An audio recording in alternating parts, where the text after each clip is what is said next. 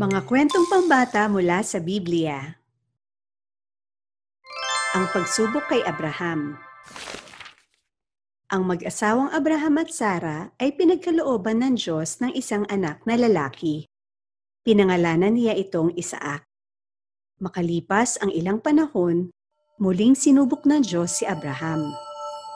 Inutusan ng Diyos si Abraham na isama ang kanyang pinakamamahal na kaisa-isang anak at magpunta sa bundok na ituturo sa kanya ng Diyos upang ihandog ang kanyang anak.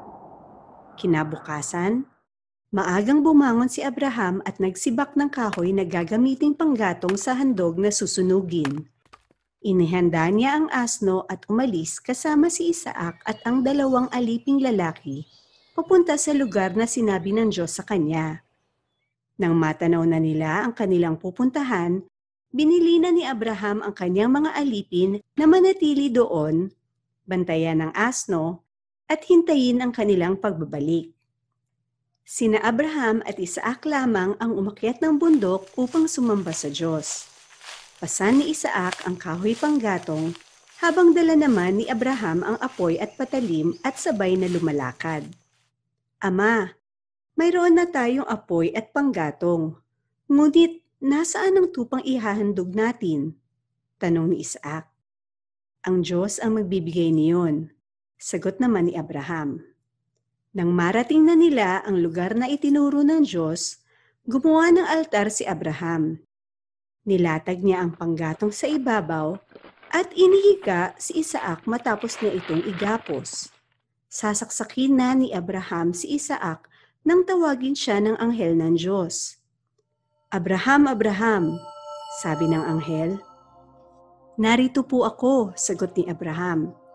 Sinabi ng anghel, huwag mong patayin ang bata, huwag mo siyang saktan.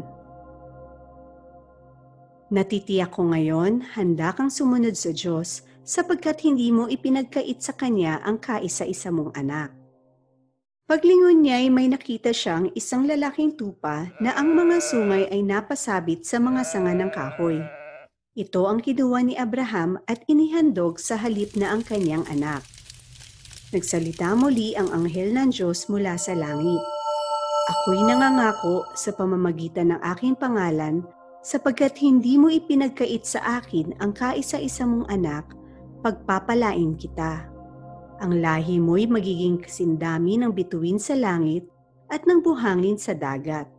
Sasakupin nila ang mga lungsod ng kanilang mga kaaway. Sa pamamagitan ng iyong lahi, pagpapalain ang lahat ng mga bansa sa daigdig sapagkat sinunod mo ang aking utos. Binalikan ni Abraham ang kanyang mga alipin at sama-sama silang umuwi.